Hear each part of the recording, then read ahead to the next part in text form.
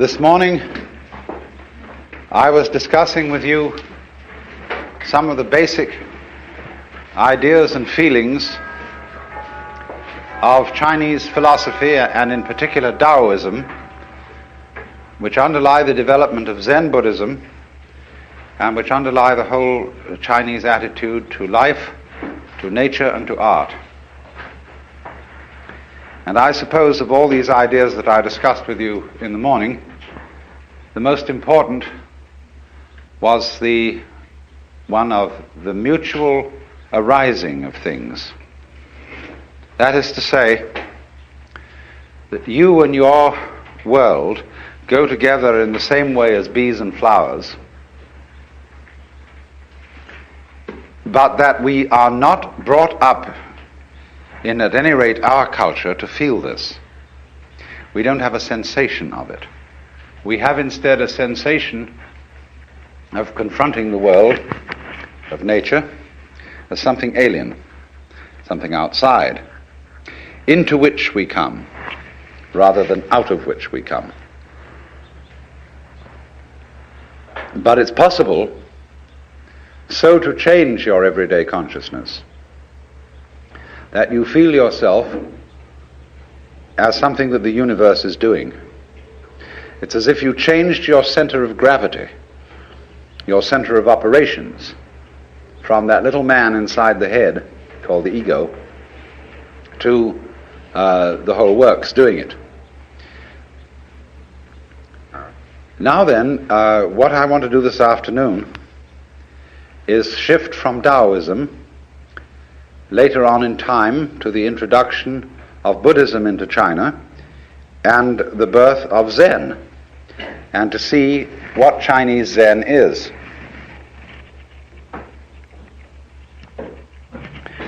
We do, though, first have to have a short look at what Buddhism is as a product of India. It has been well said that Buddhism is Hinduism stripped for export. You see, Hinduism is a way of life that goes far, far beyond what we in the West call religion. It involves cookery, everyday family life, house building, just everything. It's the whole Hindu way of life. And so you can't export it, just as you can't export Shinto from Japan. It belongs to the soil and the culture. But there are essential elements in it that can be transmitted outside the culture of India. And Buddhism was one of the ways of doing just that. So one might say simply this, to try and sum up what Buddhism is about. The word Buddha is derived from the root Bud in Sanskrit, B-U-D-H, which means to be awake. So the Buddha is the awakened man, the man who woke up. What does he wake up from? Obviously a dream. And what kind of a dream is this? Well, I would call it a state of hypnosis. And this state of hypnosis, although I'm using hypnosis in a rather archaic sense of the word, is a state of being entranced, spellbound, fascinated, and this is called in Sanskrit avidya. A-V-I-D-Y-A. Vidya is knowledge in Sanskrit. And it is the root from which we get videre in Latin, to see, and so vision in English. So putting the A in front of it means non. Avidya, not seeing. Ignorance, ignorance. I was discussing that this morning. Where you see but you ignore everything that you're not looking at. When you put the beak of a chicken on a white chalk line, and the chicken is fascinated with that and can't get away from the chalk line, that's avidya. So in the same way, our beaks were put on a chalk line when we were hypnotized into the notion of attending to life by conscious attention alone, by the spotlight to the exclusion of the floodlight. And so we began to imagine that we were separate individuals. What is called in Buddhism Sakkaya Drishti, the view of separateness. And a Buddha is one who has overcome that. He is awakened from that illusion, from that state of hypnosis, and he knows that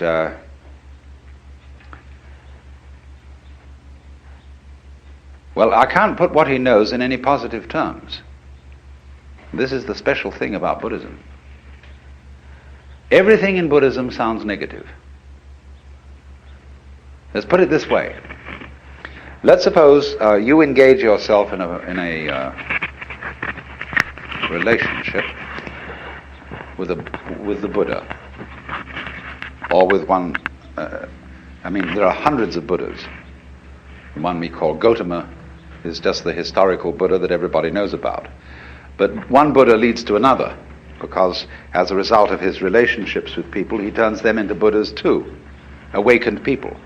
Now you meet one of these people, and he's going to give you a rough time. But one of the Buddhas running around these days is Krishnamurti. And Krishnamurti absolutely destroys everybody's religion. Why do you believe this? Why are you hanging on to that? Why do you want to insist that this idea is so? See? And he shows you that all your fixed formulations, all the ideas to which you cling, are spurious. And then you suddenly get into a kind of vertigo, dizziness, that you feel suddenly that you're no longer standing on the firm ground, but that the universe has suddenly turned into water, or worse, air, or worse still, empty space. There's nothing to hold on to. Now you see, often when one discusses religion with people, they say, well, I need a religion because I need something to hold on to. Well, that's the way not to use a religion. Because if you use religion as something to hold on to, your religion is an expression of unfaith. Faith is where you let go, not where you hold on. When the cat falls off the tree, the cat relaxes, you see. And so the cat lands with a soft thud and doesn't get hurt because the cat has faith. But if the cat in midair were suddenly to grab itself with all 4 feet and tighten up, you see, it'd be hurt. And that's what people do when they say, Rock of Ages, cleft for me, let me hide myself in thee. They want something to hold on to, you see. And that is unfaith. So the method of Buddhism, what's called the Dharma, doesn't mean the law, it means the method. The method is to knock the stuffing out of you, to take away everything to which you cling, to cleanse you completely of all beliefs, all ideas, all concepts of what life is about, so that you are completely let go. So Buddhism has no doctrines at all that you have to believe in. I don't care what background you come from, whether you're a Roman Catholic or at one extreme or a logical positivist at the other. Both are clinging to something, you see? And so the method of Buddhism is to knock out the underpinnings and say, well, not only do we not believe in anything, we don't even believe in not believing in anything. You know, you crawl into a hole and pull the hole in after you. But in this case, you do the exact opposite of that. That's a defensive move, to crawl into a hole. In this way, you crawl into great space and then pull the space out after you. And to go through this is pretty rough, because you can do it on what seems at first to be a merely intellectual level. So you can engage a group of people in a discussion, And you can start, whenever they propose an idea that is their sort of guiding principle of life, you demolish it, show that it doesn't hold water. And step by step you unearth, by talking with them, what are the fundamental ideas they're operating on. Everybody is. Everybody is a philosopher. Everybody has metaphysics, although they may not know what it is, because they've never examined it. But by this method you bring it out, and you demolish it. And this suddenly, what seemed like a very nice intellectual discussion, turns into sheer murder. People get really anxious. They develop all the trembles and the symptoms of extreme anxiety. And so they finally say to the guru, the teacher, well, heaven's sakes, what do you believe in? He says, I'm not proposing anything. I didn't set anything up. Well, how do you navigate? How do you exist? He says, what's the problem? Because you see, what we're moving from, as I suggested a moment ago, we're moving from a state of affairs where we're accustomed to navigation on land to a state of affairs where we're in the water. And this is very critical for today because the impact of modern science on Western culture has been very similar to this. In Christianity, we sing hymns like How Firm a Foundation and Rock of Ages, Ein fester Burg, a mighty fortress is our God. We've something to stand on. The church's one foundation is Jesus Christ her Lord, you know. And it's this firm thing. All right, suddenly all that disappears or becomes implausible. And we find ourselves swimming or sinking. Now, when you find that you're living in the midst of the universe of relativity, well, there's nothing you can hold on to. You've got to learn how to swim. And to swim, you've got to relax and stop grabbing. So this is what Buddhism does. When it says it's the art of let go, of non-attachment. Non-attachment doesn't mean that you lose your appetite for dinner. It means simply that you stop grabbing. You get rid of stickiness. Stickiness in the sense of, for example, when a wheel has an axle that's too tight and it sticks. You want to loosen it up a bit. You don't want it too loose. You don't want it floppy. Like a lot of people, when you tell them to relax, they become like a limp rag. It's not relaxing. Relaxing is having still tone. But it's a middle way. So this is entirely what Buddhism is about. It's about learning, for example, if I may put it in a vivid way, when you were born, you were kicked off a precipice. And there's nothing that can stop you falling. And although there are a lot of rocks falling with you, with trees growing on them and all sorts of things like that, you can cling to one of those rocks, if you like, as it goes down with you for safety. But it's not safe. Nothing is safe. Everything is falling apart. Everything is in a state of change. And there's no way of stopping it. And when you are really resigned to that, and when you really accept that, then there's nothing left to be afraid of. And when there's nothing left to be afraid of, and you've given everything up, and you know that a lot of people in religion cling to suffering because they know they are right as long as they hurt. Oh, I bless the good Lord for my boils, for my mental and bodily pains. For without them my faith all congeals, and I am doomed to hell's ne'er-ending flames. There are a lot of people who know that they're right so long as they suffer. But that's an illusion too. Even suffering offers no security. Even suicide offers no security in Buddhism, you see. There is no security at all. You simply have to face this fact that everything is in flux and go with it. And so the question then is simply, how to convince people of this, if anybody wants to be convinced. You know, it's not the sort of thing you shove down people's throats. You don't convert them to this, because if they don't want to be converted, they won't let go.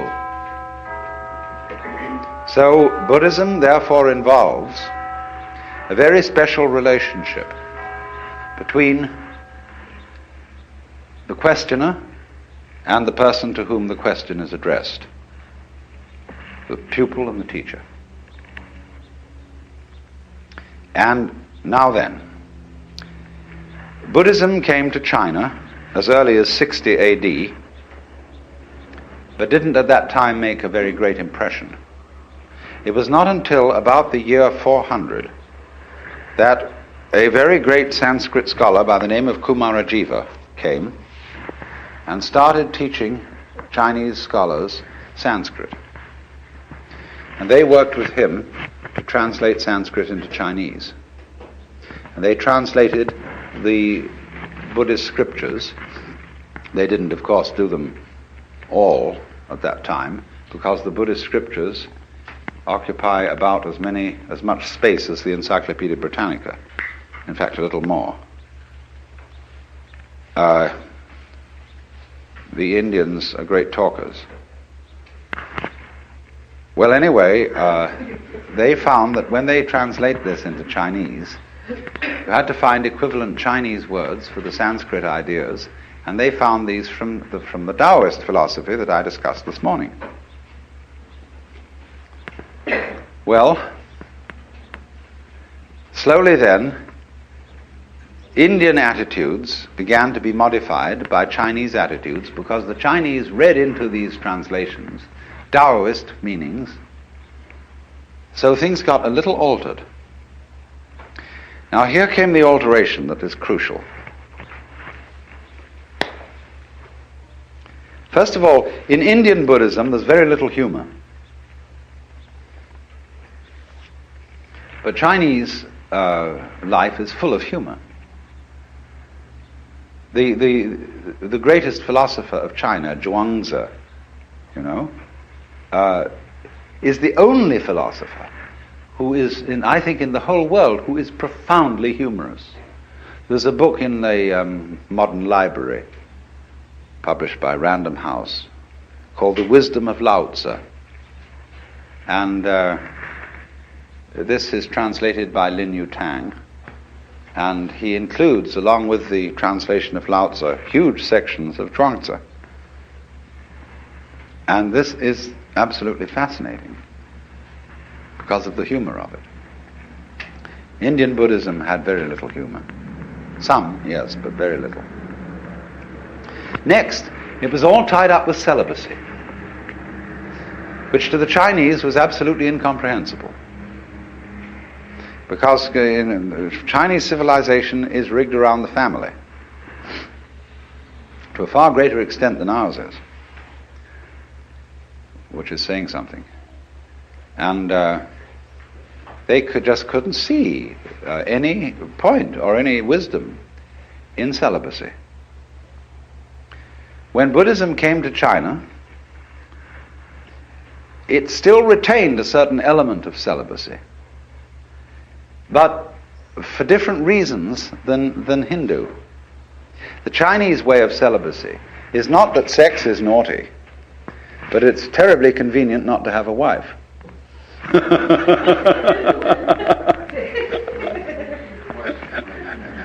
In other words, the ideal of the uninvolved life has a certain appeal, but they could never get through into their heads the notion that sexual desire was bad, which has always played a fairly strong role in Hindu thinking. Not in the same way as it has in the West. The Hindus don't have a guilt take on it, but they think that it dissipates your spiritual energies. And you see, in yoga, they envisage the idea that at the base of the spine there is what is called the kundalini, the serpent power, or the force of psychic energy. And so long as it remains at the base of the spine, this force is dissipated in sexuality. Now, yoga is to suck this thing up the spine and get it into the head. And so then you withdraw from the manifestation of this energy, or the dissipation of it, in sexuality, and it's put on a higher level. Only, which end is up.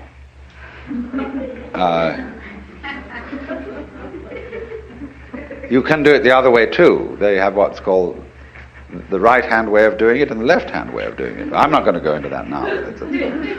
But the Chinese didn't see it that way. They couldn't see that it was a dissipation of energy.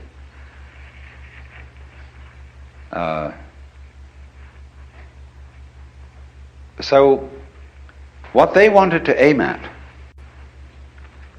was a way of living Buddhism and being awake, but at the same time remaining active in the ordinary life of the world. It's what's called, in their phraseology, being king on the outside and a sage on the inside. Managing practical affairs, completely involved in whatever life is, but at the same time inwardly living on top of a mountain, being cloud-hidden, whereabouts unknown. So Chinese Zen is the preeminent expression of this, because it is the mixture of Indian Buddhism and Chinese Taoism plus a certain Confucian practicality. Zen developed out of the work of Kumarajiva. Came into China, as I said, 400 or a little before. He had two disciples who began to work on Buddhism from a Taoist point of view, and they were actually the originators of Zen. Then apparently, about shortly before 500, as the dates now check out, another Indian came to China whose name was Bodhidharma. And Bodhidharma was the person who touched off Zen as a specific movement. Bodhidharma had a pupil by the name of Eka, Huike in Chinese. Eka is Japanese pronunciation, like Zen is the Japanese pronunciation of the Chinese Chun. And the story is that when Eka came to Bodhidharma, Bodhidharma refused to accept him as a student. All Zen masters do this. They reject you. And this stimulates you, you see, to come back stronger. If you're going to learn at all. And Eka came back stronger and stronger and stronger, and Bodhidharma resisted him stronger and stronger, and finally he cut off his left arm and presented it to Bodhidharma and said, "Look, here's my left arm given to you as a token that nothing in the world matters to me except to find out what you're all about." "All right," he said, "what do you want to know?" Eka said, "I have no peace of mind. Please pacify my mind." In Chinese, mind is this word pronounced shin. And shin is here. Shin is the heart mind. It's the psychic center. And so Bodhidharma said, "Bring out your shin here before me and I will pacify it." Eka said, "When I look for it, I can't find it." Bodhidharma said, "Then it's pacified." And Eka immediately understood what all the thing was about. That's the experience called Satori in Japanese, Wu in Chinese, Mandarin, and in the Cantonese dialect,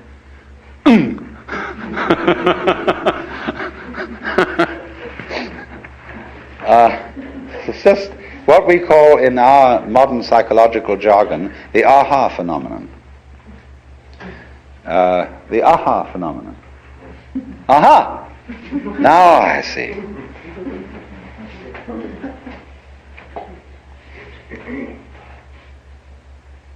Well, now, what was all this? This Zen,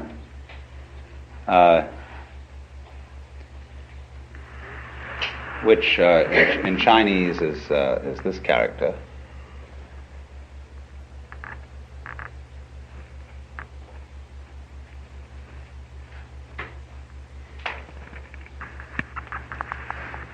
Is a translation of the Sanskrit word jhana,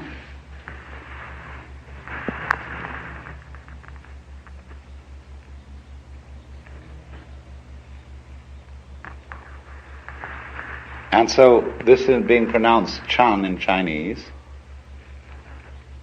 and Zen in Japanese.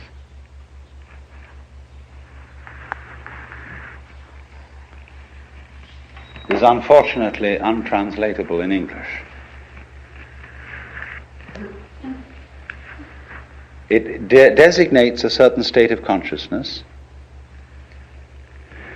that is sometimes called meditation, but that won't do it all. Contemplation isn't really the point. The Chinese have a different word for contemplation. And sometimes one-pointedness of mind. I would prefer to translate this word with the notion of total presence of mind. When we say a person is crazy, we often say they're not all there.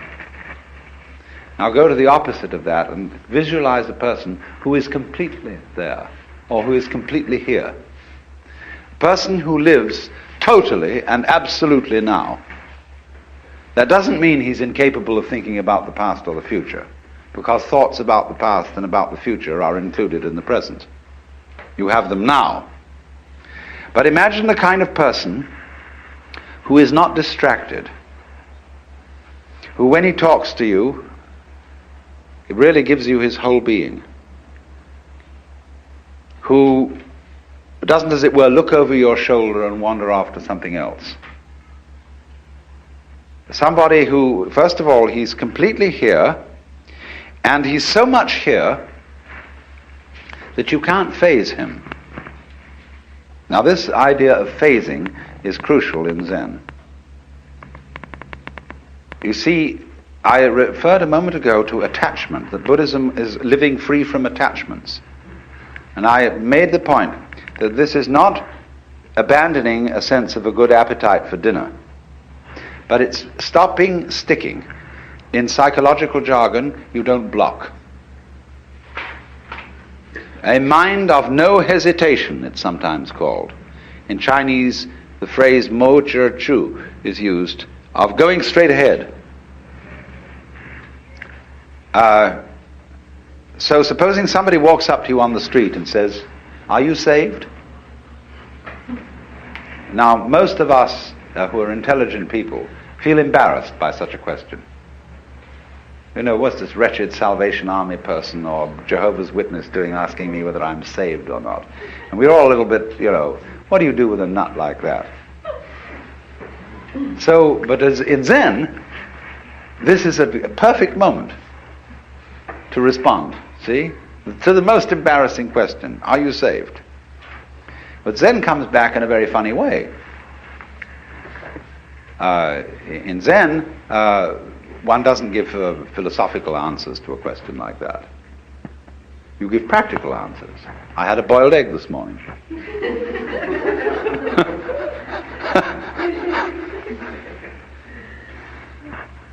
Because whenever you are asked about matters sacred, theoretical and philosophical, you answer in terms of things earthy and practical.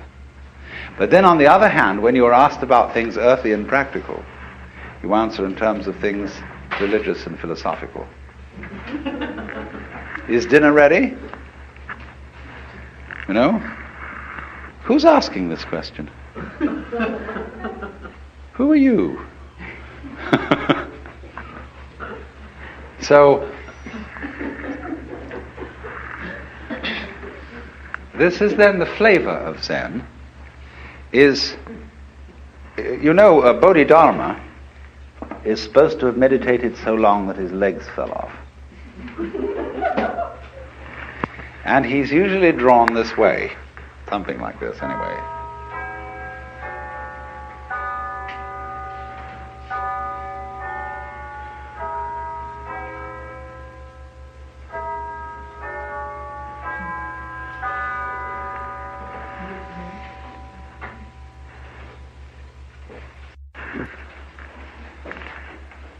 It looks like a shmoo. But in Japan, you buy these toys that are darumas, and they are so weighted in here that you can never knock them over. You can bat it on the floor, bat it this way, bat it that way, but it always comes up again. And so the poem says, 7 times down, 8 times up, such is life. So this is the principle of not being phased, not being attached. So to play the game, you can't phase me. Now, this is very important in the art of lifemanship, fundamental gamesmanship. Because you see, when the Zen monks moved into Kyoto, they took over the best part of town. Simply fantastic how this happened. The beautiful hills that I was talking about this morning were occupied by the brigands, who later became the Japanese nobility. The great daimyos, these were the toughest characters. And the Zen monks played a game with them, which was that, you possess all these lands and you are powerful and so on, but so what? It's all falling apart. Then what will you do? Well, they said, that's too bad, we don't know. And the Zen monks said, you haven't got the hang of the thing, you see. So they found that they couldn't terrify Zen monks. That they played all sorts of tricks, but the Zen monks were better masters at it. See, supposing you say to somebody, look, I'm not afraid of you. You can do anything you like. You can kill me or anything at all. Well, if I go and kill the fellow who says this, I'll never find out whether he was afraid or not.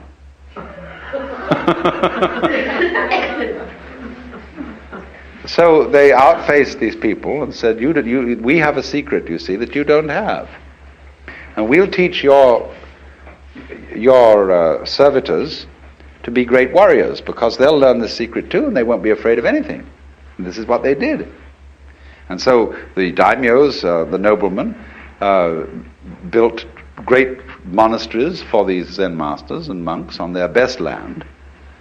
The finest artists of Japan made gold leaf screens for almost every room in the place. And although nobody owns anything individually, the community owns it collectively with the protection of the daimyos. And they had a tremendous scene going. Now, to us that sounds extremely weird, even immoral. You don't expect religious people to do things like that. No, I know you don't. If the religious people are self-righteous and have no humor. But these people didn't go around pretending that they were specially good. They didn't dupe themselves. They were people who understood what human nature is. That in every one of us there is an element of irreducible rascality. In Jewish theology, this is called the Yetzer Hara. Yezerhara. The Yetzer Hara. The element of irreducible rascality, which was created by God. Because God has one too. And that's why when you are really affectionate with somebody else, when, for example, men, I don't know what women do in their private lives between each other, but men, as we all know, say to someone they're very fond of, why, you old bastard. Just like that, there's a certain way of saying to a person, there's a certain glint of recognition. And so there's a Zen poem which says, When two Zen masters meet each other on the road, they need no introduction. When a thief meets a thief, they recognize each other instantly.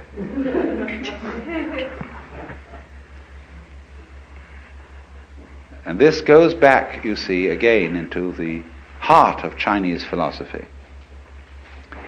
That human nature is considered to be basically good. And even the rascally elements of it are good. They are the sort of salt in the human stew. There has to be this little thing that human passions and that the natural contentiousness and greed or whatever that we have is an essential element in our makeup. And that when people lose sight of that, they go mad. Nothing, for example, is more dangerous than a saint. That is to say, an unconscious saint who thinks that he is right and who endeavors to live an absolutely pure life and to eliminate all selfish thoughts. Somebody who undertakes that task is going to be a menace to all around because he loses his humor. He loses his real humility, which is knowing that after all, since we're humans, we have certain needs. We need to eat, we need sex, we need this, that, and the other. And this sort of has a quality of humor to it. And so this is why in Zen art, the sages are always drawn to look a little bit like bums. You know that Putai, or Hote as he's called, what's called the laughing Buddha, the fat Buddha with an immense belly, and carrying around an enormous bag of rubbish, into which he indiscriminately puts anything he finds around and then gives it away to children. This is the sort of type which the Chinese call the old rogue. And the old rogue, as a type of the poet, sage, monk, and scholar, you see, is greatly admired. He's the non-violent brigand, the rolling stone, the free man, or in our words, the joker. The joker, you see, is the card that can play any role in the pack.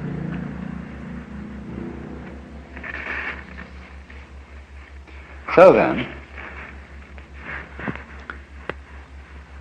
Zen developed in China after Bodhidharma's time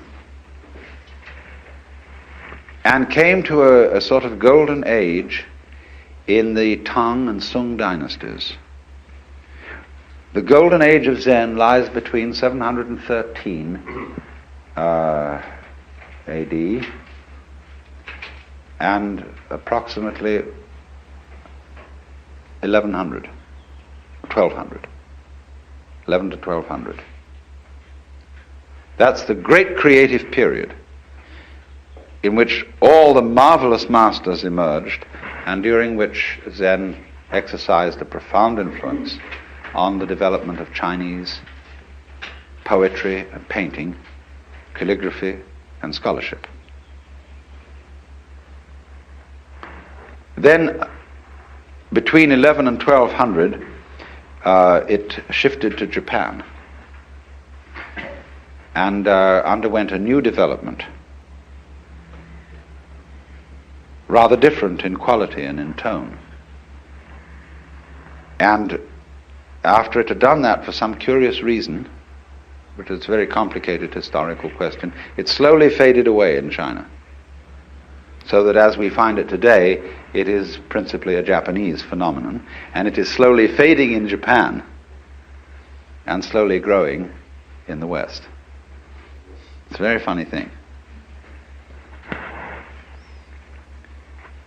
Now then, let me indicate what Zen training, what its method is. How does it work?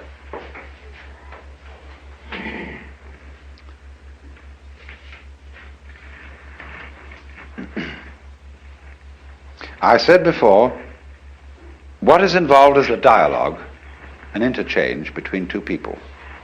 One who's defined himself as a student and has therefore defined the other as the teacher. There is no teacher until a student arrives, no problem until a question is raised. So students create teachers.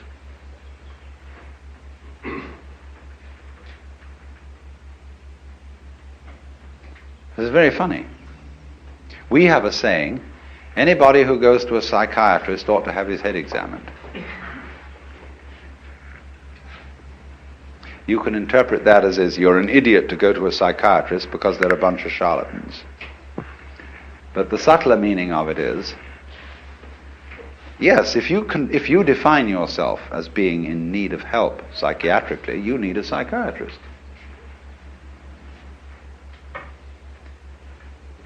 They say exactly the same thing in Zen. If you ask a question, you get 30 blows with a stick. If you don't ask a question, you get 30 blows with a stick. Because you put yourself in statu pupillari. You've defined yourself as having a problem. Now, nobody really has a problem, but the Maya, the game of life, is to pretend that you do. Going back to fundamental Hinduism, the Godhead, or the self, pretends it's all of us, and so gets lost, and so has a ball, and dreams all this goings on. So when you're on your way out from the dream, it suddenly occurs to you that you have a problem. Life is suffering. You would like to get out of this. So one such student went to a Zen master and he said, we have to dress and eat every day. And how do we get out of all that? In other words, you might ask the question in this way. We have to work, get up Monday morning, go to the office, do all this routine, sell something and so on. How do we get out of the rat race? So we have to dress and eat every day, and how do we get rid of all that? And the master said, we dress, we eat.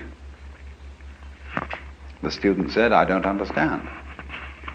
He replied, if you don't understand, put on your clothes and eat your food.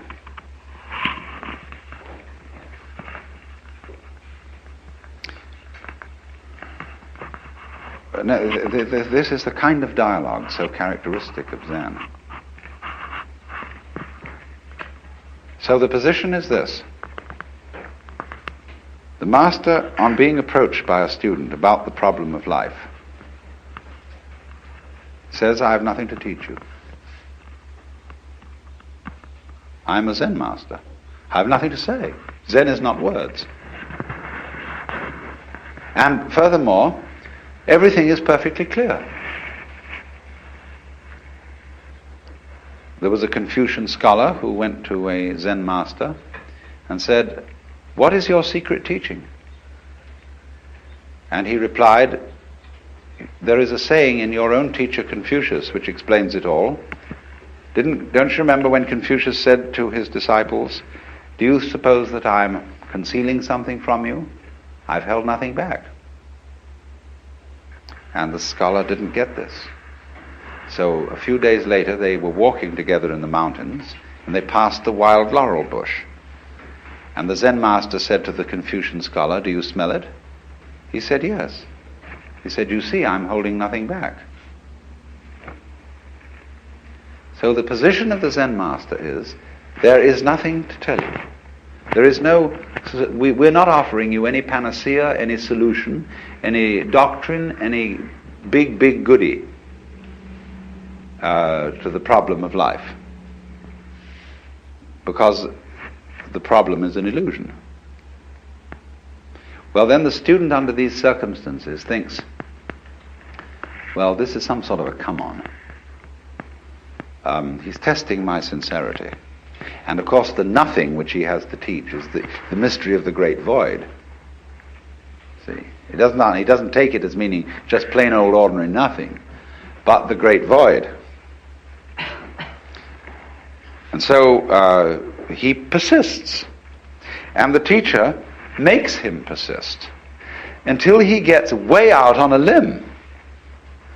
he has to persist so much that he practically dedicates his life, saying, just as the way Hueca symbolically cut off his arm.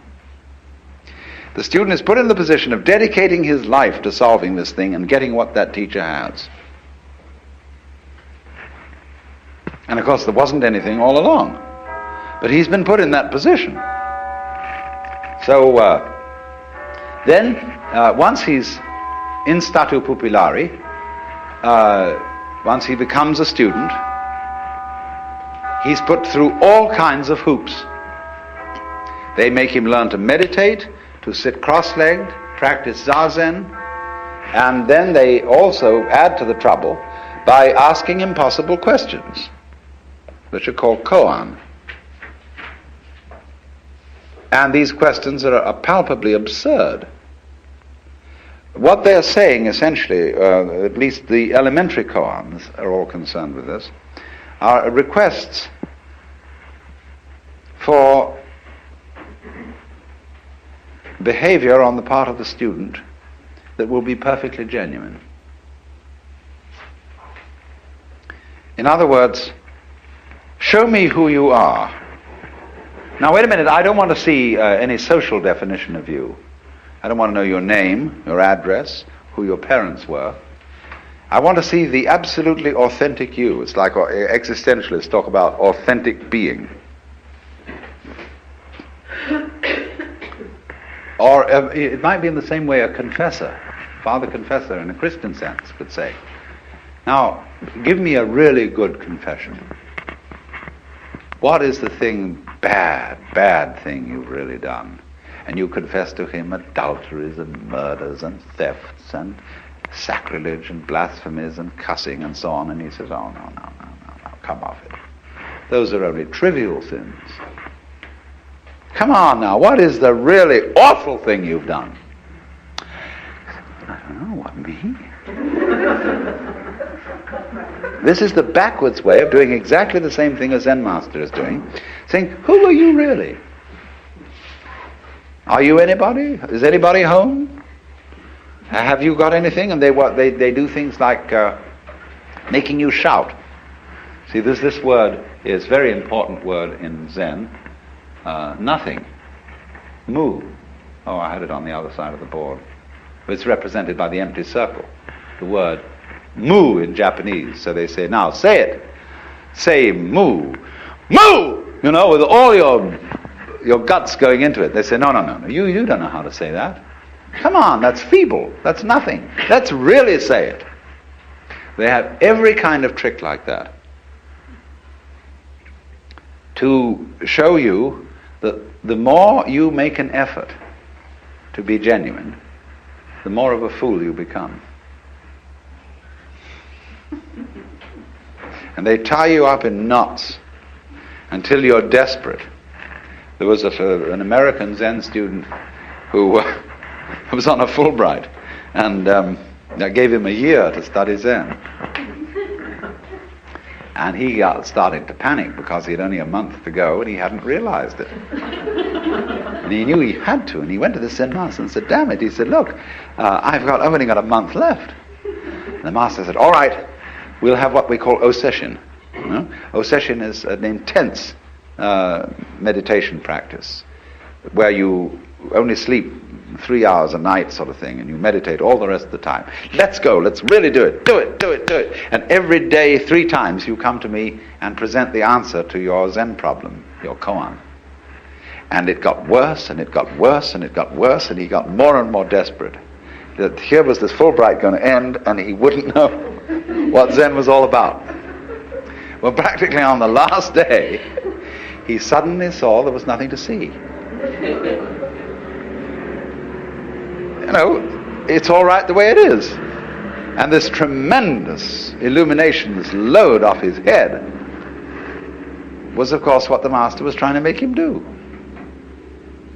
Now in the ordinary way, if you're not on a Fulbright and you can stay around further in Japan, the master will then play a trick on you.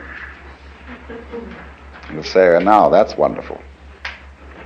You got your foot in at the gate. You saw, you realize there's nothing to realize. You realize the void. There's nothing to cling to, you see. There are no barriers, no blocks in any direction. It's all transparent. But that is just the beginning.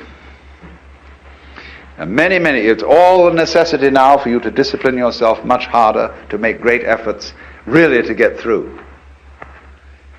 So, what are you going to do about that? The student may say, well, I don't know. I've had enough. I think I've realized what it's all about. And he goes away. Sometime later, he begins to worry. Because, you see, the great emotional relief of this insight begins to wear off. And life begins to look ordinary again. And so he thought, maybe I did miss something. And that was a very good master I went to. And I better go back. So back he goes. And the teacher comes on very, very tough. And says, you're no good. You didn't stick with it. Why should I take you back? Oh, Master, I'm so sorry. I didn't realize I was young and inexperienced, and now I've come to my senses. So the teacher finally says, all right, you're on probation. So again, he starts another koan. And this one comes in from a completely different point of view.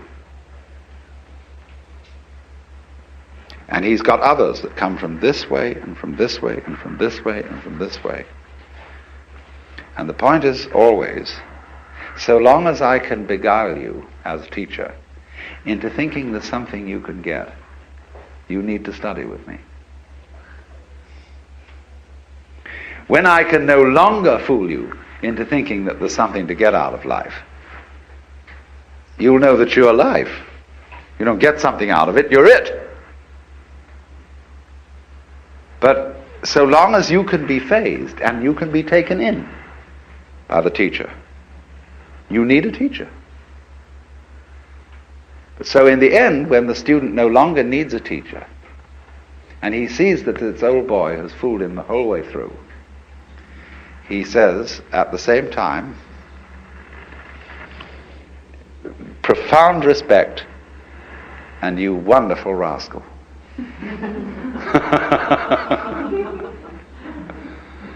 There's a very strange thing in I've poked around a good deal lately in Japan among American Zen students to find out what's going on. And they tell me that the initial come-on of a Zen master is very tough and very authoritarian and paternalistic. But as you move in, he turns into your older brother and is a person you feel going right along with you, beside you, helping you in this thing, full of friendship and compassion and everything. But occasionally he will suddenly turn and bring on the authoritarian stuff. But they do it in a very strange way. There was a Zen master who on a Saturday morning, when he should have been woken up at 8 o'clock, was woken up at 7, or whatever the time was. No, he should have been woken up at 8 on Saturdays and 7 on weekdays. So this was a Saturday, and his attendant monk came and woke him up at 8. He was immediately looked at the clock and was absolutely furious that he'd been woken up an hour late because he didn't know it was Saturday. So he struck out at this monk in a rage. And the monk said, "Master, but it's Saturday." He said, "Oh." Anger disappeared, absolutely serene, no apologies.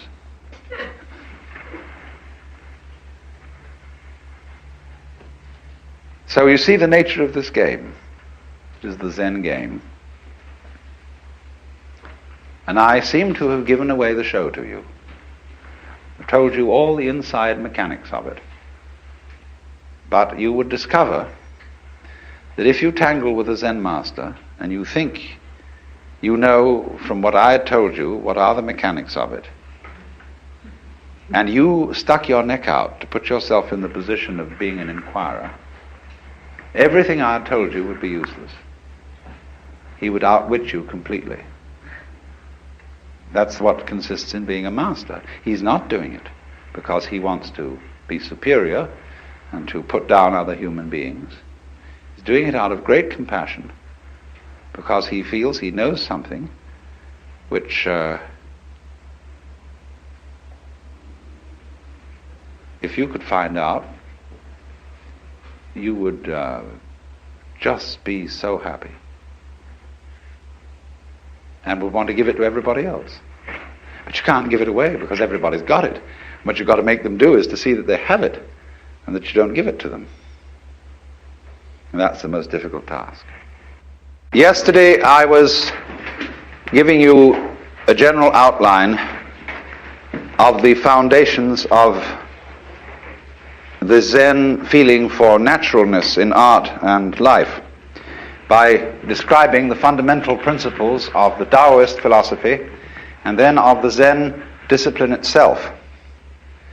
And we saw that the roots of the idea of spontaneous living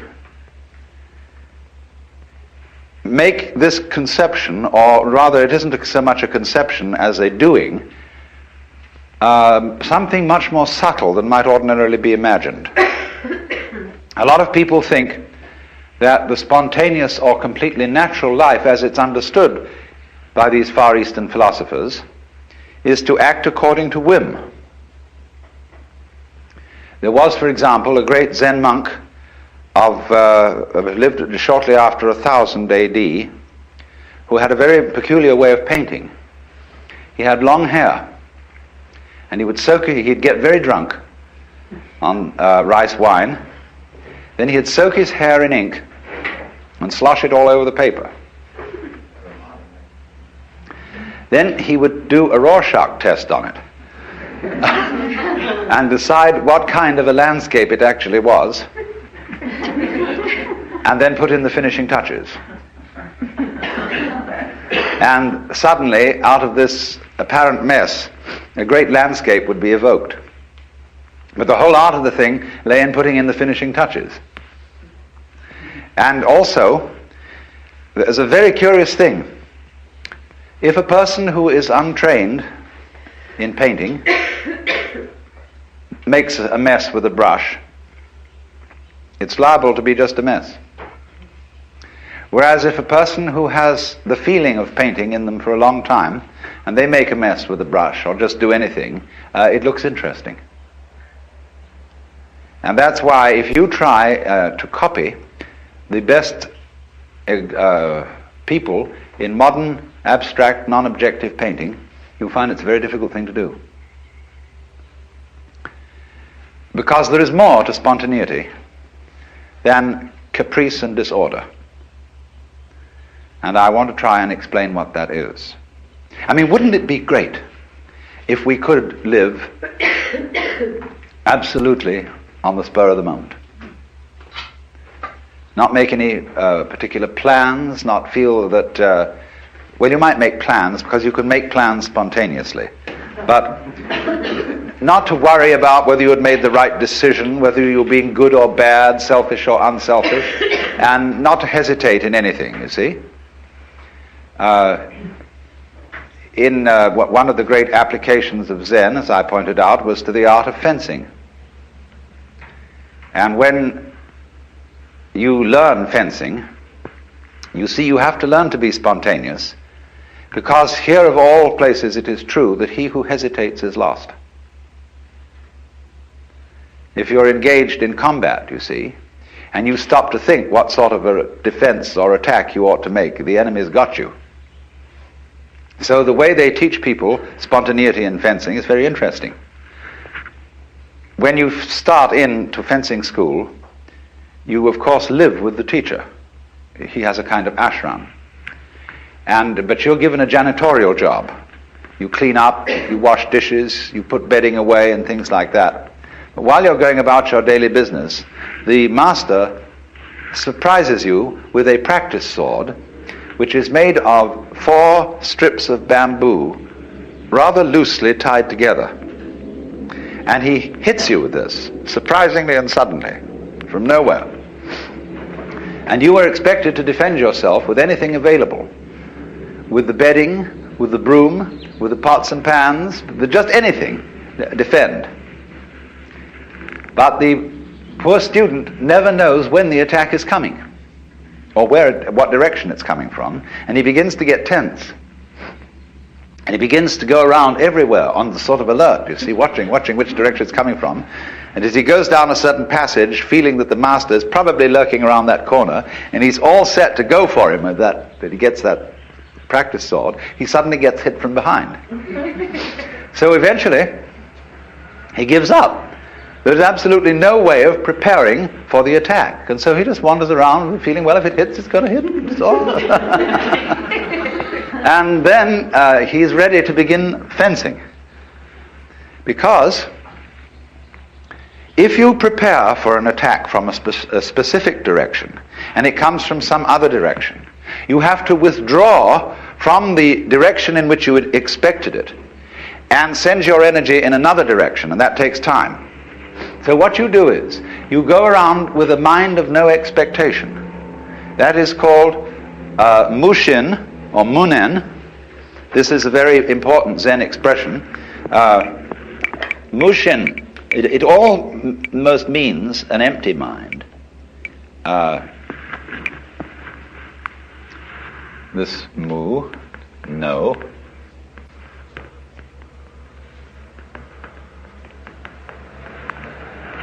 I didn't rub the ink long enough this morning. No shin. You could also call it no heart, because the character shin means both heart and mind, but it isn't quite the same as our word heartless, as we use it, and it isn't the same as the word mindless as we use it, meaning stupid.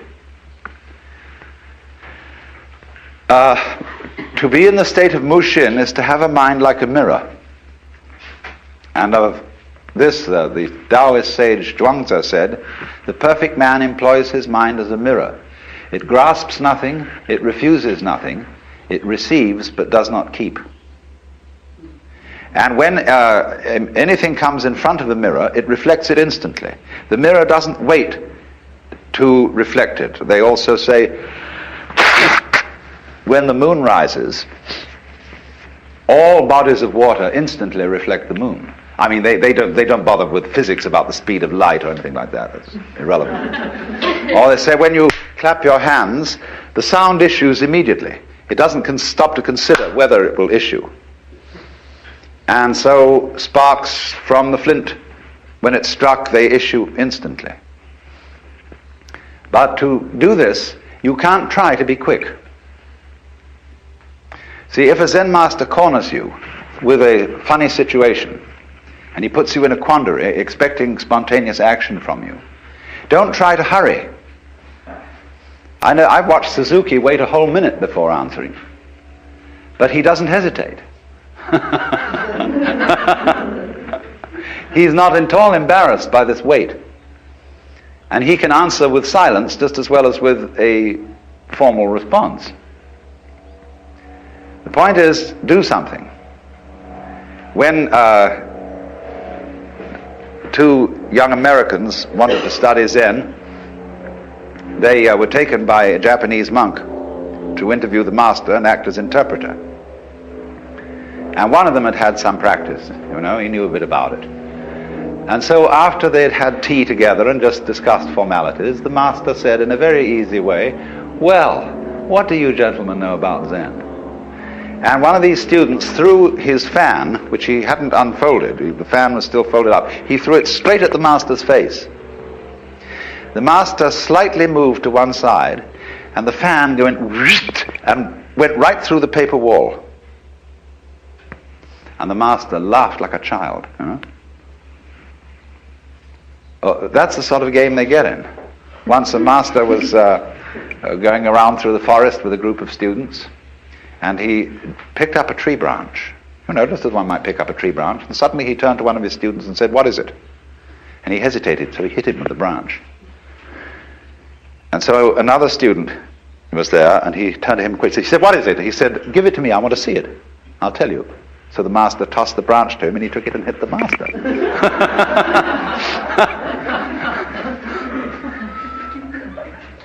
Now, you may think all this is kind of rough stuff. But let me give you another story, which is on a rather different level.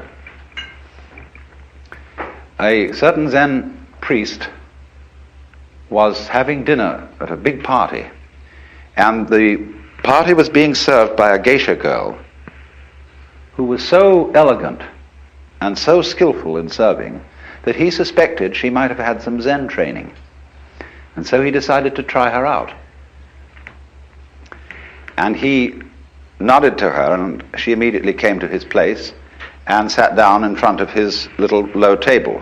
See, everybody would be seated, probably, in front of low tables all around a room, and the geisha servants and people move up and down in the middle. And so she came down and sat down in front of him and bowed, and he said, "I would like to give you a present." And she said, "I would be most honored."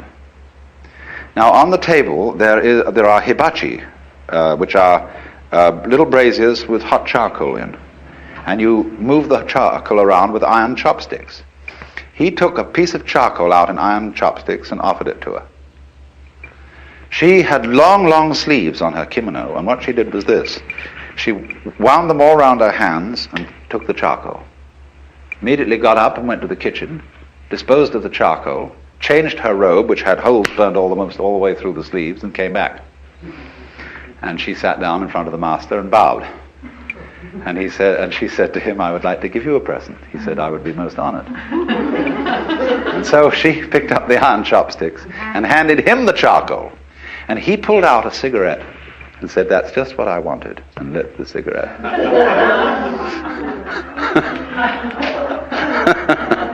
Now, here's the lesson.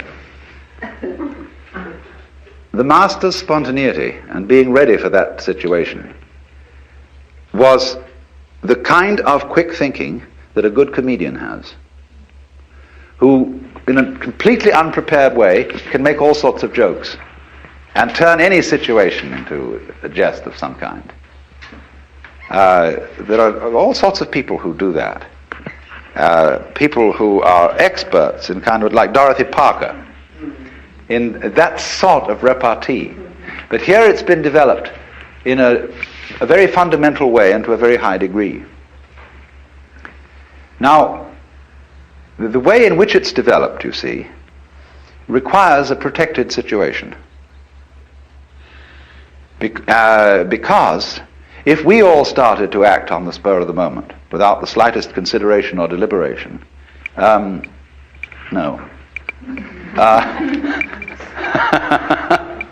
No, come on. Come on, kitty. Shoo. Okay, you come with me now. And, oh, all right.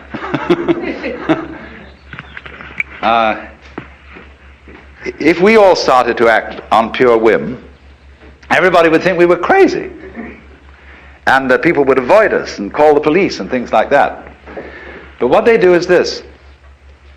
They start you doing this in the context of a disciplined situation, where there are very rigid rules for most of the time, but there are certain instances at which all those rules go hang. And you're in a community which understands the game. Because the point is this: when you start acting spontaneously, you're not used to doing it, and therefore your responses are unintelligent and inappropriate. But when you become used to doing this, and when it becomes second nature to you to act in the state of mushin, of no mind or no deliberation, then your behavior has matured, and you find that you're accustomed to respond quite appropriately, as the Zen master did in lighting his cigarette from the charcoal. So also in learning the art of swordsmanship, when he has given up defending himself, and okay, kitty. when he's given up defending himself and preparing his mind for attack. Then he's got a mirror mind. This is also likened to a vessel of water, like a wooden barrel. When you make a hole in the barrel, the water instantly flows out of the hole, because the water is always available to come out. It doesn't have to choose. And so you could also say that Mushin is what Krishnamurti calls choicelessness. And because you see, choice in this sense is not quite the same thing as decision. Choice means dithering. You know, there are some people who, before they start to write something down, they wiggle their pens a little. The pen dithers over the paper, and then they start to write. And so in the same way, a lot of people constantly in the life situation, they dither, because that dithering is anxiety. To be or not to be, that is the question. Well, there is no question about to be or not to be. See, because to be and not to be go together, as we saw, they arise mutually. And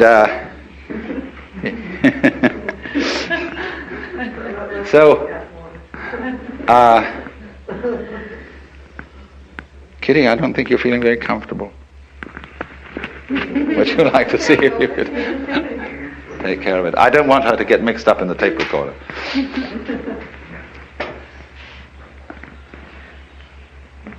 So then, in the situation of the Zen community, safeguards are set up within which you can learn how to act without deliberation, which is, you see, in a sense, going back to the state of innocence. Now, it doesn't mean that you give up thinking. It doesn't mean that you become an anti-intellectual. You all can also learn, and this is part of the later phases of Zen training, how to think spontaneously, how to deliberate spontaneously. The saying is, you see, stand or walk as you will, but whatever you do, don't wobble. So this is our difficulty, because the human mind is a feedback system. Feedback has a peculiar susceptibility to nervousness. There was a young man who said, though it seems that I know, what I would like to see is the I that knows me when I know that I know that I know. You see? Now, in this way, we think about thinking, we worry about worrying, and then when that really gets bad, you worry because you worry about worrying.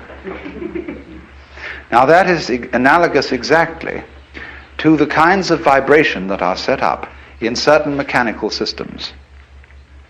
For example, if you, I did this trick on television once.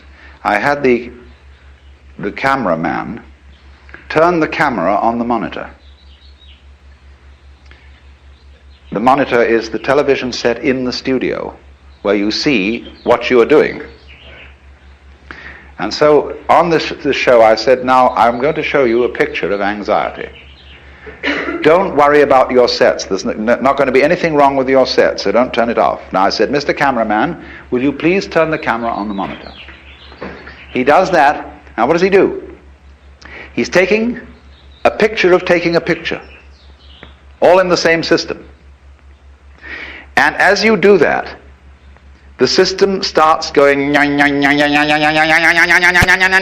that. You see, it makes a sense up a kind of oscillation. And you see on the screen all these jagged lines dancing across. Now that's what's meant, you see, by hesitation, attachment, blocking, all that kind of thing which the Zen discipline is designed to overcome. And because the human being is such a peculiarly beautifully organized nervous system and has this tremendously subtle cortex, which is capable of all kinds of thinking about thinking, you can turn yourself on in the most extraordinary ways by, for example, getting earphones which repeat what you say just a fraction of a second after you say it back to you. They delay it.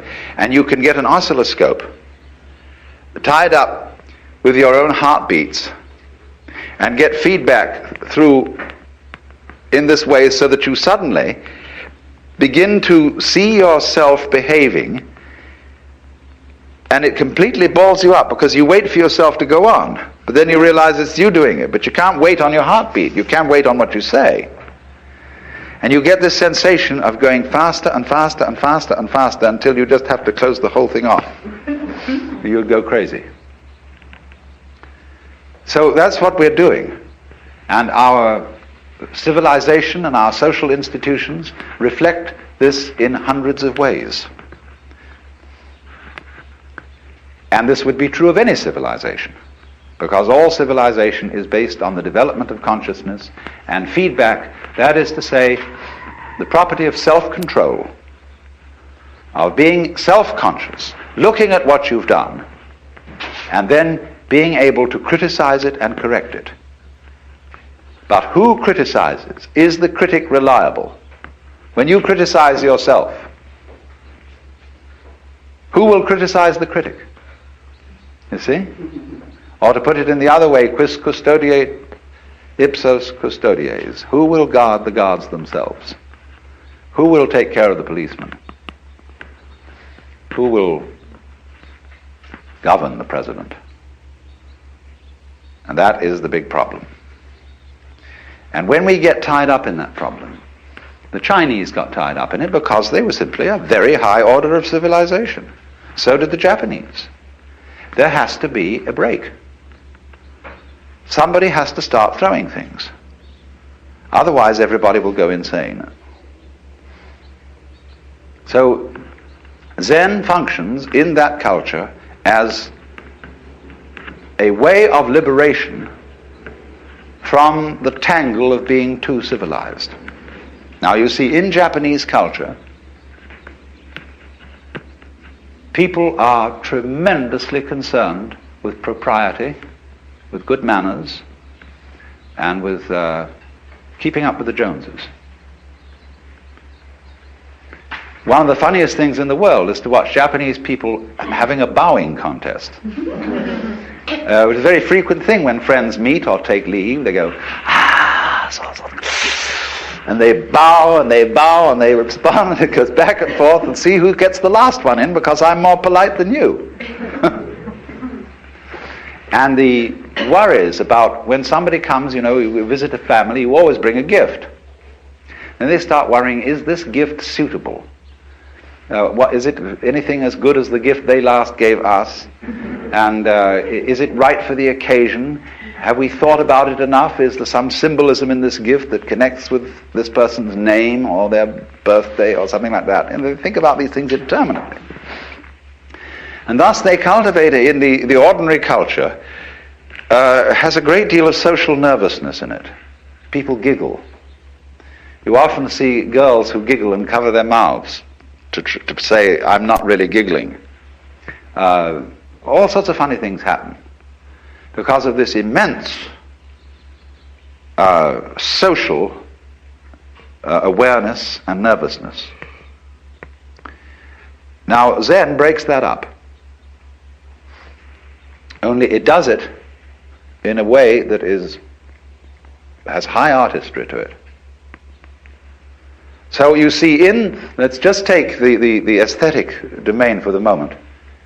And you remember I was discussing yesterday one tea bowl. And you remember too that in the whole history of ceramics, the Chinese developed some of the most elegant work imaginable.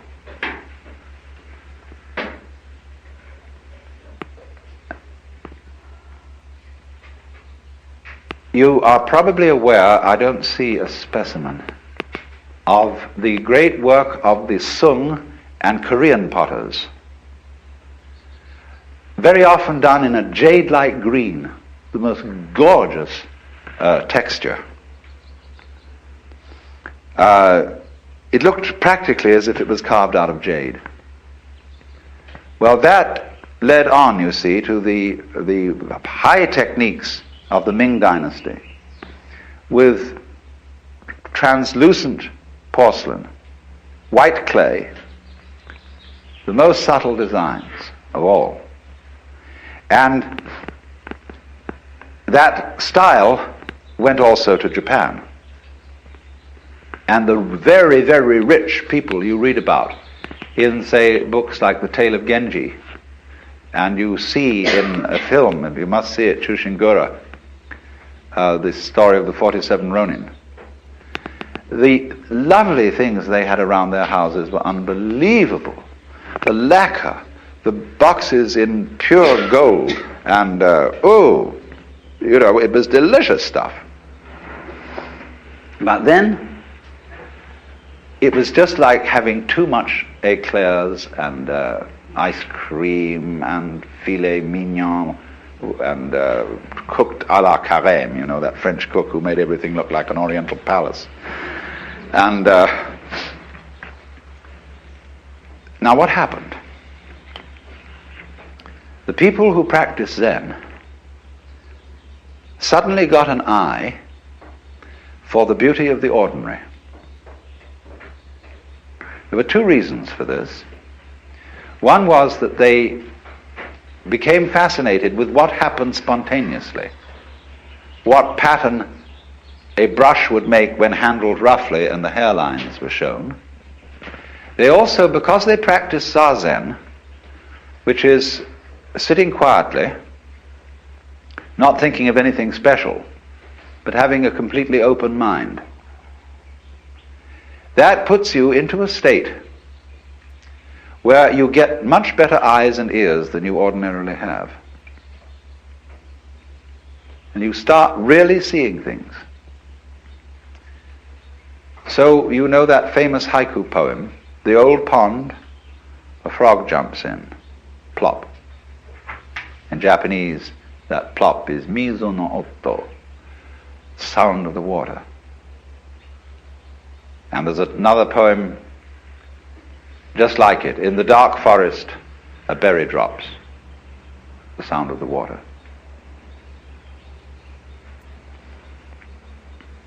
Somebody suddenly realized, you see, just the sound of the water is marvelous. That's all. Or they found that they kept getting in very, very cheap Korean rice bowls. The poorest, cheapest kind for peasants to eat out of. And suddenly it struck one of these Zen masters that was an incomparably beautiful object. Nobody had seen this before. They also had the simplest wooden ladles, bamboo and then a stick in it, for use in the kitchen.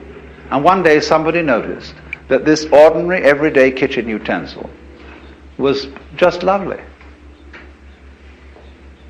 And so in the same way they found that it was quite as satisfactory to listen to the kettle boiling as to listen to an elaborate concert. So what did they do? They started, through particularly a man called Senno Rikyu, to give parties for very small, few guests in shacks, little huts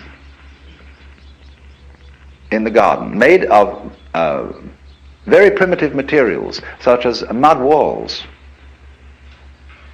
and where they would go and sit, and out of the simplest utensils, carefully chosen by a superb artist,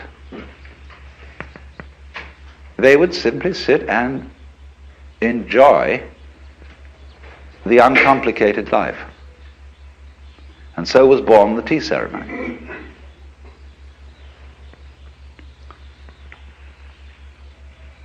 Now look at that, you see, in the historical context. That's terribly important.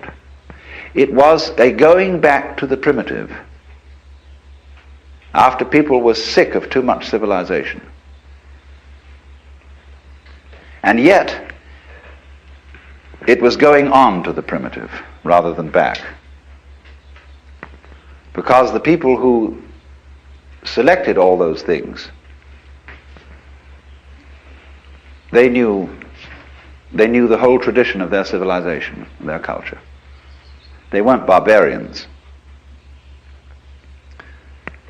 Once upon a time, then you see, when this became the rage, Rikyu became attached to the court. The shogun had tea with Rikyu. And everybody started digging tea ceremony. And in due course, the whole thing became awful. Because what's happened today is this. Tea ceremony is essentially something to enjoy. And there are a few men left who know how to serve tea ceremony.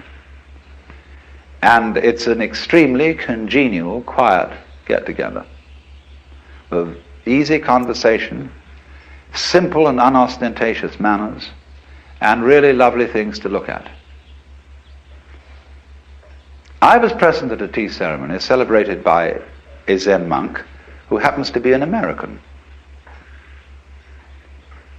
And he is a man who has done a lot of mountaineering. And he has, therefore, with him at all times, the sort of equipment that you take on camping in the mountains, because he does a lot of climbing in Japan. And I said to him, won't you, this afternoon would be very nice to have the tea ceremony, and you did it once before here, and it was so pleasant. Would you serve it again? He said, yes, by all means. Before, he had served tea ceremony in the style that Zen monks do it, which is rather simple and direct and much more comfortable than all these well-educated ladies who are on tittering about it and are on tiptoe and nervous and hoping they won't make a mistake and all that kind of thing. It's just dreadful. So he suddenly came in with a small Primus stove. Set that down. Then he had an old paint pot which had inside it an aluminum mug. He set that down. He then proceeded to take the aluminum mug out, pour water into the paint pot, and set that on the Primus stove, but he ritually pumped up the Primus stove. He did everything in the style of tea ceremony, but this was a dirty old Primus stove. And suddenly the thing began to flame like the god Fudo, and he mixed the tea in the traditional way with the whisk, had all the perfect, lovely manners, handing us the aluminum cup. And we got into it's the custom after the tea ceremony, after you've drunk, to pass all the utensils round for inspection. And this is exactly what happened. And we found that the aluminum cup had the year 1945 stamped on it for some reason. We got into a discussion about styles of aluminum cups made in 1945. And it was the funniest thing, but it was a complete makeover of the tea ceremony into the modern idiom. Of course, the tea drunk in tea ceremony is that powdered green tea, which you don't steep like you make ordinary tea. You whisk it and mixed with a small amount of hot water into a froth, and it's called liquid jade. And it's a bit of an acquired taste for most Westerners. It tastes a little bit like a mixture of mate tea and Guinness. But when you get to know it, it's very invigorating and very awakening. And if you make up a strong mixture of it, it's a good thing to use if you want to stay awake all night and do work. And so you see, the legend was that Zen monks started this interest in tea because they needed it to stay awake during their practice of meditation. And it said that Bodhidharma, whom I drew for you yesterday, and he's always drawn with eyes that are wide open. Why? Because he hasn't got any eyelids. Once when he was meditating, he fell asleep, and he was furious and cut his eyelids off. And as they dropped on the ground, up came the first tea plants. That's why they have leaves shaped like eyelids, and are to be drunk ever thereafter for staying awake. So the plant of Buddhism, tea is the Buddhist drink, just like wine is the Christian drink. coffee is the Islamic drink, and milk the Hindu drink. Every religion has its drink. So then, around this kind of appreciation, born of stillness and the delight in seeing how nature takes its course, came the entire cult of Zen art, with its special kind of primitivity, its special ceramics, its special calligraphic styles, and its special gardens, which are the controlled accident. Now you see,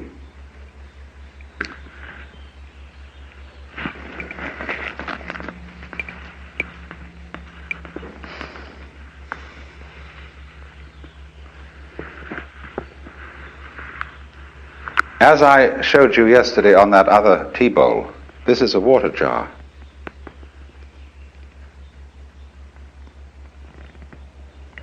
And they like to leave the bottom unglazed.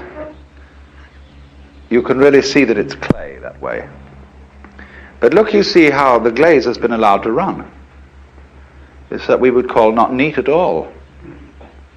And you watch somebody make one of these. And I have watched a man just pick up the plate, and as he applies the design of the glaze, he just goes whoosh with a brush and lets it drop on, and it's done. There's another man who glazes by wood smoke, and in his kiln he may put about 1,100 pieces, and he wraps them in straw. And wherever the straw touches, it leaves a splash of orange color against a purple background. Now, you see, the straw arranges itself according to the nature of straw. It doesn't follow strict human direction. And the fascination is when they open up that kiln and bring the things out, they look eagerly to see what has the straw done. So this principle of letting glaze run to see what will happen is wu wei. This is non-interference. This is mu shin also. No purpose, or it can also be translated, no specific intent. And now, of course, you see, sometimes this doesn't work. And the master picks it up and says, that's not very interesting, and rejects it. What are the canons of taste which decide whether he will accept one of these accidents or reject it? Because here an additional principle of control enters. See, say in the practice of calligraphy, a man may sit down with a huge pile of paper in front of him and do piece after piece after piece, and if it isn't just right, he throws it away. So he eventually makes a selection that comes out. There's a famous story of a Zen master who was doing calligraphy, and he had a very smart monk standing beside him who was his assistant. And the monk said, to each one as he did it, you can do better than that. Oh, no, come now. You know much better than that. This master got more and more furious, but the monk had to go out to the benjo, to the toilet for the moment. And he thought, quick, while he's away, he did it. And the monk came back and looked and he said, a masterpiece.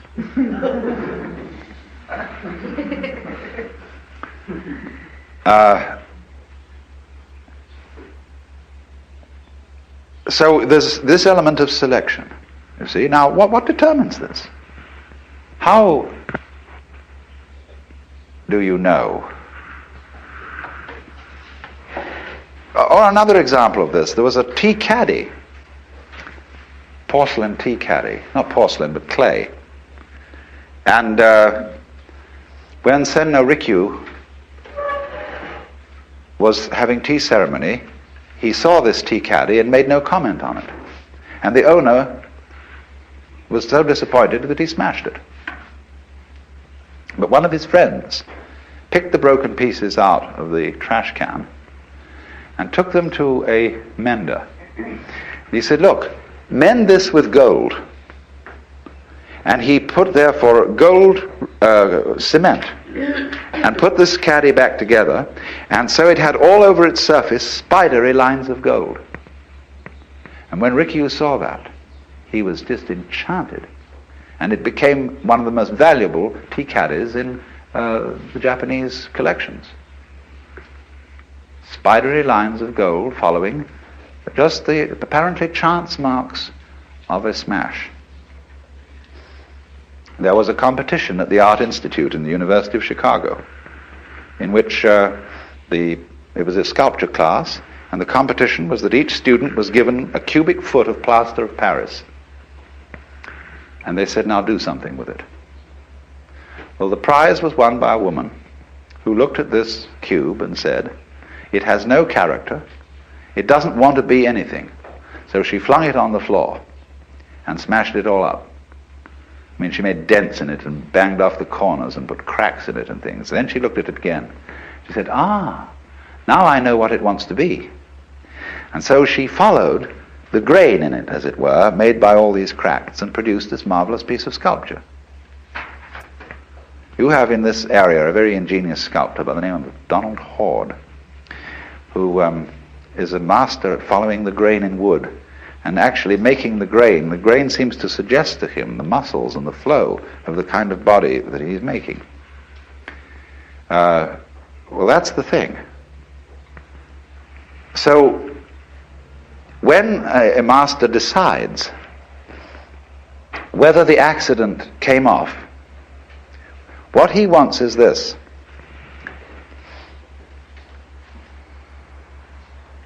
he wants the thing to be the perfect harmony of man and nature, of order and randomness.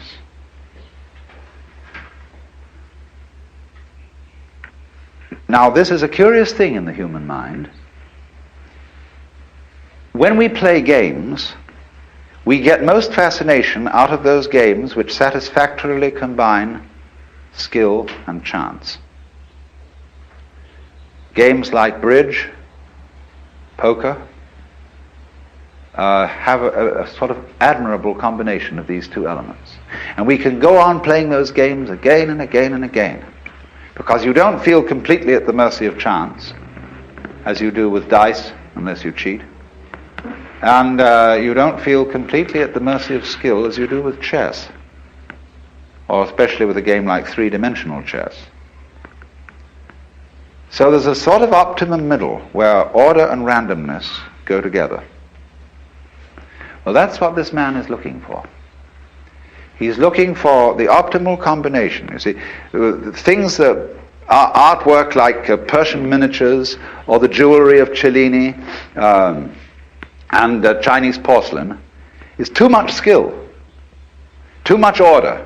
It's like those houses you go into where you daren't put an ash in the tray because everything is so clean and everything is so tidy, you daren't touch it. One prefers a house, you see, that looks a little lived in, that is more genial, more comfortable, somehow invites you to sit down and even put your feet on the table.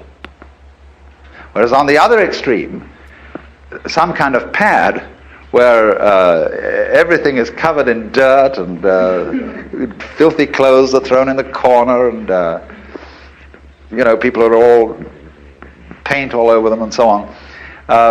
That's the other extreme. We don't want that. But that's that curious thing in the middle. Now, the most difficult thing is to hold to the middle. It's like walking a tightrope. And that's why the path of Buddhism is called the razor's edge. Because you see what happened. When all this kind of work in the course of history became fashionable, people began to affect these styles. For example, when Seshu, the great master ink painter, worked, he would sometimes take a handful of straw and paint with that instead of a brush in order to get the sort of rough effect that he wanted. But later on there came people who could take an ordinary paintbrush and so exactly ink that brush that it would give precisely the messy effect that they had in mind. They would also be able to ink a brush in such a way, and this is terribly decadent, they could dab grapes on a vine and have dark ink where the shadow was supposed to be, and no ink at all where the highlight was supposed to be. That's when they started getting mixed up with Western ideas about shadows and perspective. They didn't have that earlier. But they were so skilled in the handling of ink that they would do this sort of thing, and they would imitate, you see, all the so-called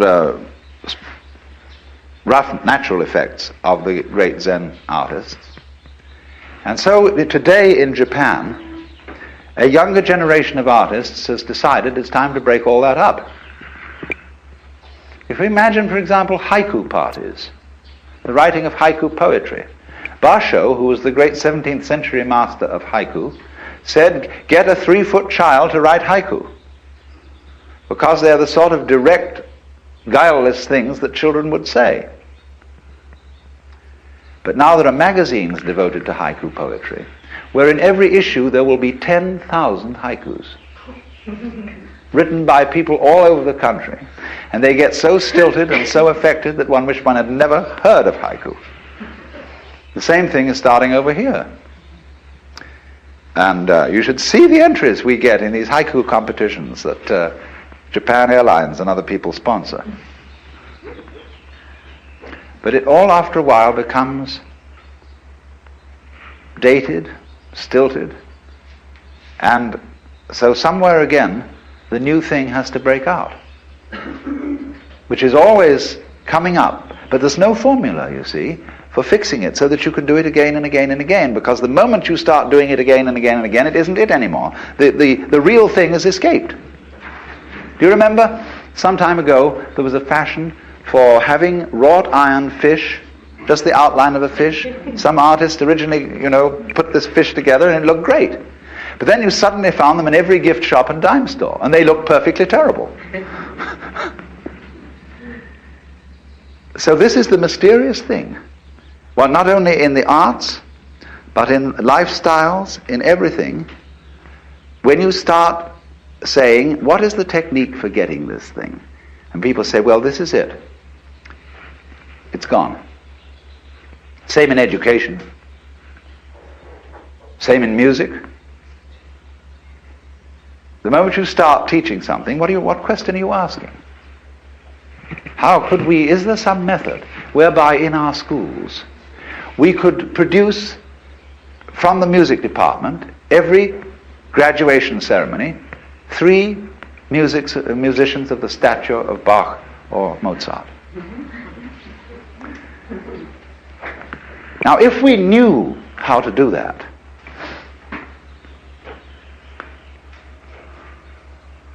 that knowledge would prevent us from being surprised by the work of these people, because we would know how it's done. And when you know how something is done, it doesn't surprise you. That's why there's a Zen poem which says, if you ask where the flowers come from, even the god of spring doesn't know. Certainly the god of spring would be supposed to know where the flowers come from, but the truth of the matter is he doesn't. And so in the same way, if you ask the Lord God, how do you create the universe? He said, I have no special method.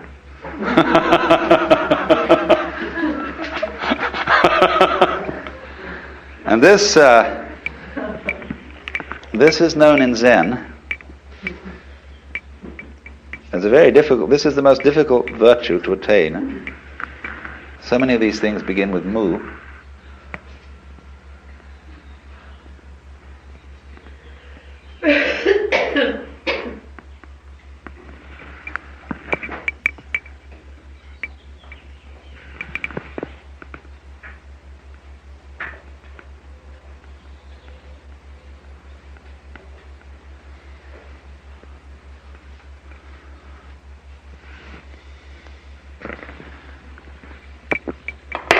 Buji. Buji. It means nothing special. It means no business, no artificiality. In American current, real cool.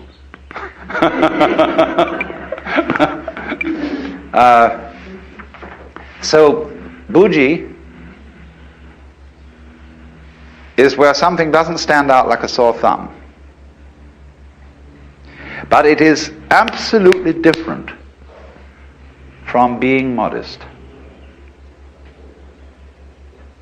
A Buji person may be immodest in the sense that if he knows he can do something well, he just says he can. He doesn't go at all sorts of blushing violet techniques. Buji, you see, is this mysterious quality of nothing special, no special method. Because if there is, let me repeat, if we do know the method and we know it infallibly, it ceases to be interesting. There are no surprises left. And the moment the element of surprise has gone, the zest of life has gone. That, you see, is why it's very difficult to teach Zen to yourself. Because you can't easily surprise yourself. The essence, you see, of this kind of spontaneity is response to a surprise. So the master, you don't know what he's going to do, and he surprises you. It's like trying to cure hiccups. Very difficult to cure yourself, because when you pat yourself on the back, you know when you're going to do it. So you're all ready for it. When somebody else comes up and slams you on the back, then that's a surprise, and what you needed was a surprise. Or it's like jokes. What makes you laugh about a joke is the element of surprise in it. That's why jokes aren't funny after they've been explained. So in the same way, all these Zen stories, if explained, have no effect. They're intended to produce what I would call metaphysical laughter. But this has to be a surprise. And so as to be surprised, well, there's no way of premeditating it. So you see, if you read, for example, there's a book out here called Zen by Eugen Herrigel, who studied archery. Many of you have probably read this book. He had to learn to pull the bowstring in the manner of the Japanese archer and let it go, but not on purpose. He had to let it go without thinking first, I'll let it go, and then let go. He had to let it go, not on purpose. Now, that really bugged Herrigel. How do you do something not on purpose? Especially if you're aiming at a target. Well, the whole point is, if you think before you shoot, it's too late. The target's moved. That's why we have a thing like beginner's luck. You see, if you simply point at something like that, if your finger was a gun, I would probably have hit the light switch. And so you get a person who's naive about a gun, will pick a gun up and bang, and the thing will drop dead. I'll never forget the first time I ever used a slingshot. This friend of mine was with me, and he was aiming away and not missing, and I just picked it up and ping, and it hit. But I couldn't do it again. You get a certain naturalness there. So there was a master by the name of Ikkyu, who was a great leg puller. And he had in front of his house a very gnarled pine tree. One of those things that's contorted, and they love this kind of thing. And he put a notice up by it. It said, I, Ikkyu, will pay 100 yen, which was a fair amount of money in those days, to anyone who can see this tree straight. Well, soon there was a whole crowd of people around that tree, lying on the ground and twisting their necks and looking at it from all sorts of angles. And there was absolutely no way of seeing the tree with a straight trunk. But Ikkyu had a friend who was a priest of another sect, and a smart boy went over to see this friend and said, what about this Mr. Ikkyu's tree? Oh, said the other priest, it's perfectly simple. He said, you go and tell him the answer to seeing the tree straight is to look straight at it. So this man went over to Ikkyu and said, I claim the reward. He said, you look straight at it. And Ikkyu looked at him in a funny way and said, he forked out the 100 yen and gave it to him and said, I think you've been talking to Rosen down the street.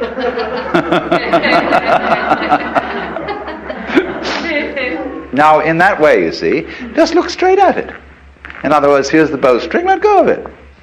Don't all this fimble-fambling, mimble-mambling, jumble-humble about the right technique of letting go of it. Let go of it, damn it. But that's very difficult. It's as if I would say to you, now everybody, let's be unself-conscious.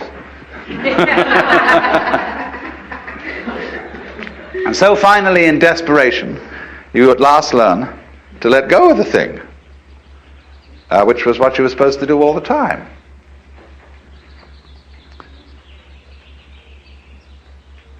And then one is as again as a child.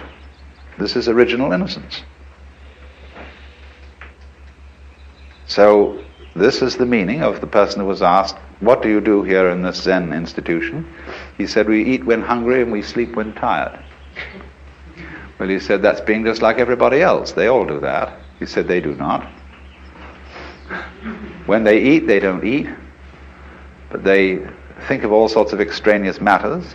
When they're tired, they don't sleep, they dream all kinds of dreams. So let's have an intermission, and then we can have discussion.